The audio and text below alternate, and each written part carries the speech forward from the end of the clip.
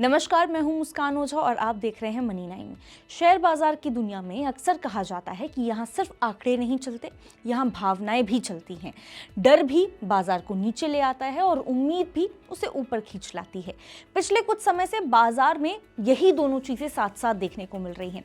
कभी ग्लोबल तनाव की खबरें सेंटिमेंट्स बिगाड़ देती हैं, कभी कच्चे तेल में नरमी राहत दे देती है, कभी जो विदेशी निवेशक हैं यानी कि जो FIIs हैं उनकी बिकवाली हमारी जो टेंशन है वो बढ़ा देती है, कभी जो DII है वो क्या है कि उनकी खरीदारी की वजह से बाजार को अच्छा खासा वो संभाल लेती हैं।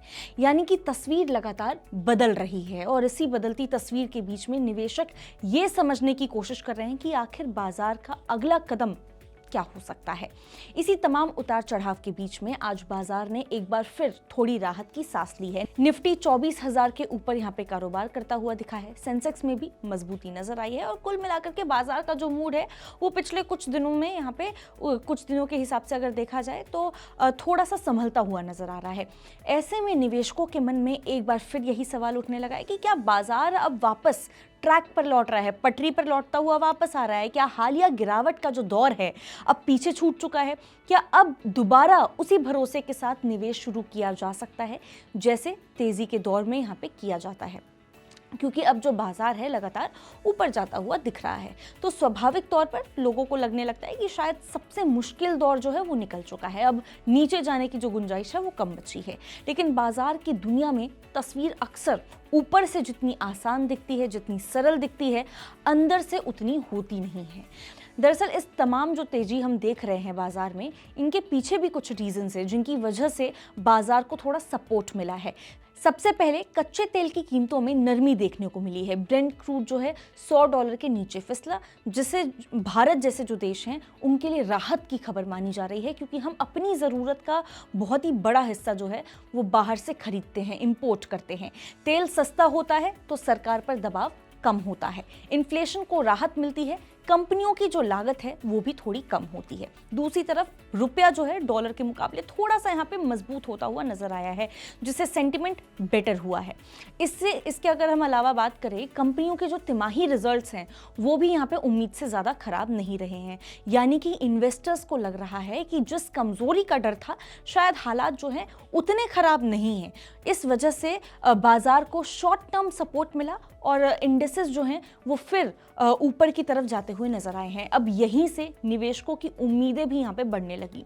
बहुत से लोगों को ऐसा लग रहा है कि अगर बाजार फिर से 24,000 के ऊपर यहाँ पे जाता हुआ नजर आ रहा है या वहाँ पे टिका हुआ है, तो अगर क्रूड नीचे है, अगर अर्निंग्स में जो अर्निंग्स हमारी आ रही हैं वो उम्मीद से बेटर आ रही हैं, तो शायद अब मार्केट ने अपना बॉटम जो है वो बना लिया है। यानी कि इससे नीचे शायद अब बाजार नहीं जाने वाला, और अगर ऐसा है तो निवेश बढ़ाने का क्या ये सही मौका हो सकता है? बहुत लोग इसी सोच के साथ फिर से बाइंग के मूड में आते हुए नजर आ रहे हैं। लेकिन निवेश की दुनिया के जाने माने नाम विजय केडिया इस तस्वीर को थोड़ा सा अलग नजरिए से देख रहे हैं। उनका ऐसा कहना है कि अभी इतनी जल्दी किसी निष्कर्ष पर पहुंचना ठीक नहीं रहने वाला। विजय केडिया का साफ कहना है कि अभी ये कहना बहुत ही ज़्यादा मुश्किल है कि मार्केट का वर्स्ट फेज खत्म हो चुका है। उनके हिसाब से सिर्फ इंडेक्स ऊपर दिखने से ये मान लेना कि अब गिरावट खत्म हो गई, ये जल्दबाजी हो सकती है। आज भारतीय बाजार को अलग अलग देख करके नहीं समझा जा सकता।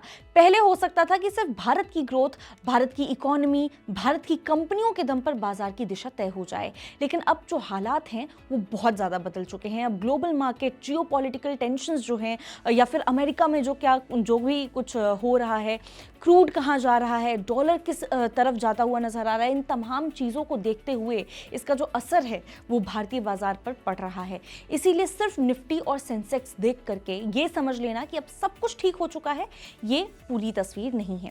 केडिया ने खास तौर पर यह भी समझाया कि सेंसेक्स और निफ्टी हमेशा पूरी इकोनॉमी की सही तस्वीर नहीं बताते, क्योंकि इन इंडेसेस में कुछ चुनिंदा बड़ी कंपनियां होती हैं और कई बार उन्हीं के मूवमेंट से पूरा का पूरा जो इंडेक्स है वो ऊपर दिखने लगता है, लेकिन इसका मतलब ये नहीं है कि बाजार के हर हिस्से में यहाँ पे मजबूती है। हो सकता है इंडेक्स ग्रीन हो, लेकिन कई सेक्टर्स अभी भी दबाव में हो। कई यहाँ पे mid cap small cap stocks पहले से करेक्शन में हो। यहाँ पे जो ऊपर से मार्केट मजबूत दिख रहा है, लेकिन कई बार ऐसा होता है कि अंदर की जो तस्वीर होती है वो उतनी आसान या उतनी साफ नजर नहीं आती है जितना ऊपर से दिख रहा है मार्केट। इसीलिए इंडेक्स देख करके उत्साहित होने के बजाय ब्रॉडर मार्केट को देखना बहुत ज़्यादा ज़रूरी है। उन्होंने स्टॉक सिलेक्शन को लेकर के भी बहुत साफ वार्निंग दी है। एग्जाम्पल के तौर पर उन्होंने क्विक हील टेक्नोलॉजीज का जिक्र किया और कहा कि निवेशकों को सोच समझ करके कदम रखना चाहिए। उनके हिसाब से कंपनी टर्न अराउंड फेज में ज़रूर है, लेकिन टर्न अराउंड और स्टॉक वैल्यूएशन दोनों अलग अलग चीज़ें हैं। कंपनी अच्छा कर सकती है, लेकिन अगर स्टॉक पहले ही बहुत ऊपर भाग चुका है तो वैल्यूएशन महंगा हो सकता है।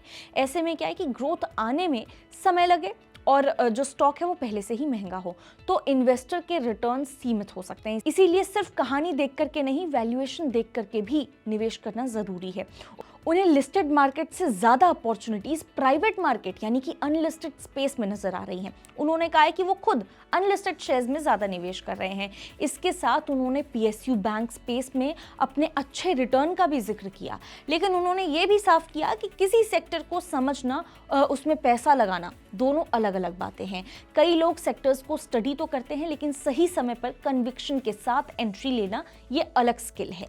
इन्वेस्टिंग में तैयारी जो है वो पहले करनी पड़ती है, आपको मौका बाद में आता है। अगर उनकी पूरी बात को हम आसान भाषा में समझने की कोशिश करें, उनका मैसेज पैनिक वाला देखिए बिल्कुल भी नहीं है, लेकिन हाँ ओवर कॉन्फिडेंस वाला भी यहाँ पे नहीं है। वो ये नहीं कह रहे हैं कि मार्केट गिरने ही वाला है, लेकिन वो ये ज़रूर कह रहे हैं कि सब क्लियर हो गया है। ऐसा मान लेना भी सही नहीं है, यानी कि मार्केट एकदम अब ऊपर ही जाएगा, नीचे नहीं आएगा, यानी मार्केट ने अपना बॉटम बना लिया है, ये मान करके चलना भी सही नहीं है। उनका अप्रोच कॉशियस ऑप्टिमिज्म वाला है, यानी कि मौका है लेकिन सावधानी के साथ निवेश करना चाहिए आपको। आंख बंद करके यहाँ पे निवेश करना शायद आपकी एक गलती साबित हो सकता है। यहाँ पे मार्केट ऊपर है इसीलिए खरीद लो, ऐसा नहीं है। स्टॉक अच्छा है या नहीं, बिजनेस कैसा है, वैल्यूएशन कैसा है, ग्रोथ आने में कितना समय लगेगा, ये तमाम चीज़ें देखने के बाद ही आपको यहाँ पे डिसीजन लेना सही रहने वाला है आपके लिए। आम निवेशक के लिए इसका मतलब बहुत सिंपल, बहुत सीधा है। अगर आप लॉन्ग टर्म इन्वेस्टर हैं तो एसआईपी रोकने की ज़रूरत नहीं है। अच्छे बिजनेसेस में डिसिप्लिन्ड इन्वेस्टमेंट जारी रखा जा सकता है, लेकिन अगर आप ये सोच करके निवेश बढ़ाना चाह रहे हैं कि अब मार्केट नीचे नहीं जाएगा तो शायद थोड़ा ठहर करके सोचना ज़रूरी है, क्योंकि मार्केट कभी भी एक सीधी लाइन में नहीं चलता। बीच में करेक्शन भी आते हैं, वोलेटिलिटी भी आती है, सेंटिमेंट्स भी बदलते हैं।